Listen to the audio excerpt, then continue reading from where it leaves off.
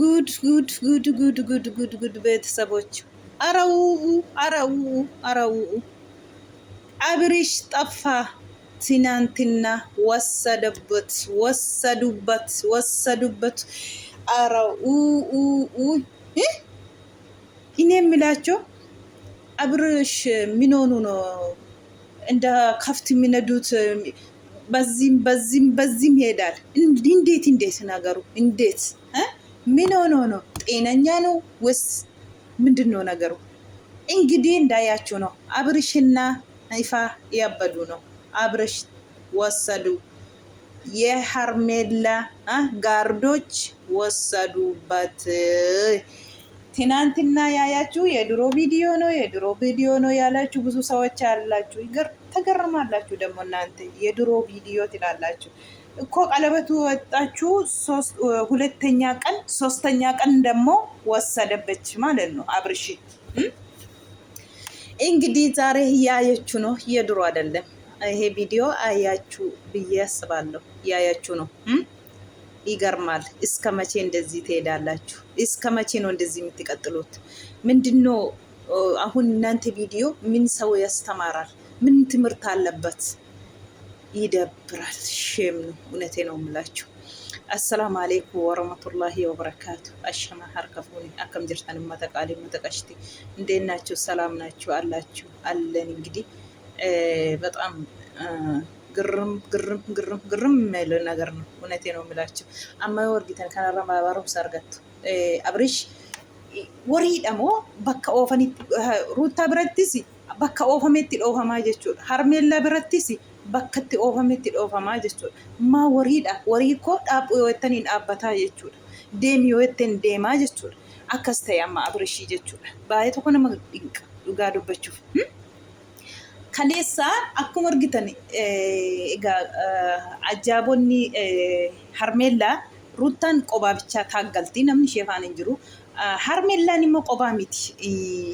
Akkuma egaa kan ishee bukkee jiru baay'eetu jira jechuudha. Kanaafuu isheen tokko fabriittis amantii waan hundattuyyuu amantii waan barbaadde gochuu dandeessi jechuudha. Ruutaan immoo akkuma argitan ifaaf wajjiniin lama taatee taaggaltee wanta ta'eefi taaggaltees immoo amma hunda isaanii numa caalti jechuudha. Dhugaa rabbi maalis yoo ta'e torbee lama muluu hancaacasite miidiyaa kana luka tokkoon abdeetti jechuudha. Yoo si biraa deemiyyuu ruutaa jechuudha. Dhugaa rabbi nama immoo gad dhaabatee tidaarii isaa tokko murteessine gizee torbee tokko si biraa torbee tokko ishee si biraa isaa yoo ta'e jireenyumatti otoo hafee bareedaadha dhugaa dubbachuuf. Kanaa booda Abrish waan argattu natti fakkaatu Ruutaa. Kanaafuu tajaajilaani isaan qabbaraniiru. Qabrii toshanii qabbaranii ijoonta ta'eef argachuun kee ammatti sitti fagaataa jechuudha. Iddoo si harkaa ba'ee jechuudha. Kanaan immoo tokkoffaa immoo jaalalli yoo hin jiraanne humnaatiin nam tokko humnaatiin mana keessatti waliin jiraachuun barbaachisu dirqaballee miti jechuudha. Akka argamutti jechuudha. Yoo dhuguma jaalala keessi biraa qabaate akka warii bakka oofametti hin oofamu jechuudha. Abrishaarra dhugaa dabbii dubbachuuf tidaarii isaa bakka tokko dhaabbachuu qaba. Takka si biraa takka ishee sana biraa torbee tokko ishee biraa torbee tokko ishee kana bira kun hin barbaachisu. Kanaafuu eddeessa deemee otoo dhiistee jireenya kee jiraatte bareedaadha. Jireenyuma kee jiraadhu. Irri takka dubartii gara biraa gadi baatee yoo argite ol deebitu lammaffaa deebitee tidaarii koo akka duraatti na wajjiniin jiraattii jettee si yaadi. Dhugaa rabbii amma dandeessu yaalteetta deebisachuu fi dogongora kee duraa sirreessitee gaabbitee bultii koo wayyattee yaalteetta eddeetitti deebitee immoo hin barbaaduu jedhee dideera. Haa deemu iddee deemeeti hin cinnaqamne. Baay'ee tokko nama gaddisiisa dhugaa dubbachuuf. Akka kanaan egaa akkasiin warri lafa dhiittanii warri hacabcabdanii warri essee jettan hundi keessanuu carraan kun isin gahuu danda'a. Hin gammadiidha. Diigtii namatti nam tokko ilmoo isaarraa yoo dhiisee ilmoo isaa diigee dubartii biraa yoo bira deemu essee jettanii harkaan rukutiina. Han keessanis boru yoo siniin gahuu dadhabee ilmoo keessan gahaa jechuudha. Waan sin har'a summii sin facaastanii jechuudha. Dhugaa dubbachuuf. Kanaaf ittiin gammadiidha baay'ee jechuudha. Wajji rabbiin beektani dhugaa rabbii. Yoo rabbi sila bishaaniif bi'aan wal biraa fixeerate Ruutaa fi Abrish yoo maaliyyuu dhufe yoo maaliyyuu goote waliin ta'uu hin danda'anii jechuudha. Yoo samaayii kana gadi dandeessee buustee yoo ta'e buustee waliin ta'uu hin danda'an. Yoo immoo rabbiin sila sababa godhee walumaan jiraatu yoo ta'e harmeellaan didduu isaanii galuu dhiiste maalis yoo taate isaaniin addaan baasuu hin dandeessu turti bultii malee jechuudha. Yoo immoo rabbi sila waliin goone walumaa hin goone amma kanaa nyaattu amma kanaa wal biraa deemtuu jedhe maal inni cinqin. Kanaaf Ruuttaa baay'ee tokko na dhibe dhugaa rabbi baay'ee tokko na gaddisiise wallaahi. Miskiina wallaahi laazim. Akka argitan egaa obboleessi akka jedhu an simbiraa deemee ani isheen faana jiraatte itti gammaddu malee ittiin gadditanii. Gizee dhiittee gizee hin barbaadu jettee hangalaattattee saqaayeessitee kana sitti fakkaanne jechaa jira. Akkuma argitan egaa dibiddibaatiin Abrish ifaa wajjiniin wal kakkabaluutti galanii jiru jechuudha. Inni ulfaata dhugaa dubbachuuf wallaahi baay'ee tokko na'ee jechuudha. Maaliif akka inni kaleessa otoo namoonni gariin otoo viidiyoo argitanii soba viidiyoo duriitii jettuuni. Qalabatii kan baaste hin gaddaa jechuudha. Gaafa guyyaa sadaffaa ishee immoo sadaffaa ishee kaleessaa immoo Abrishiin harka isheetti gashattee jechuudha. Guyyaa lama baastee lafa ooltee qalabatii gaafa sadaffaa ishee harka ishee keessa gashattee jechuudha. Kanaafiyyuu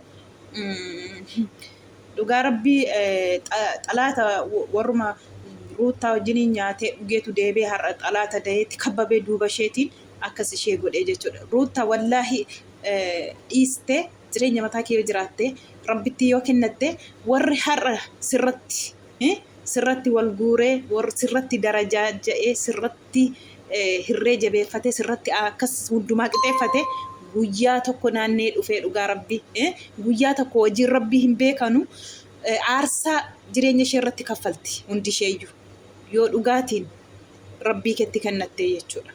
Wallaahi dhiisaa deemi maa inni ati hin dhabdu ati jireenya keenya ati gana maal astaghfirullahi alazim hin ariin dhiisi bakka barbaade adeem wallaahi alazim ani yoo Abrish nagaa qabaanne jettan miti isin Abrish ibbatti dhukkuban qabu. Abrish dhukkuban qabu diraama hojjetaa jira gurra keessanitti cala warri innoo xabala geessaa innoo akkasii inni akkas yoo Abrish dhukkuba qabaate Abrish cirma dhukkuban qabu.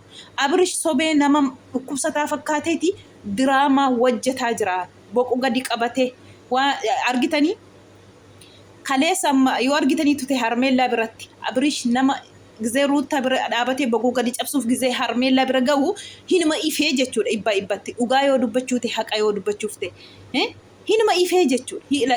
Maddiin isaa kun hinuma ifee bakka manni gizee Ruuttaa biratti gurraachee gadi gommee gizee namni ittiin haasa'u dubbatu asiif achizim jedhee ilaalu kana gizee harmeellaa bira gahe esh waan hundayyuu waan isheen jette jechuudha. Esh kanaafuu Ruuttaa Abrish dhukkuban qabu ibbatti. Abrish sobeetii diraamaa hojjetaa jira jechuudha.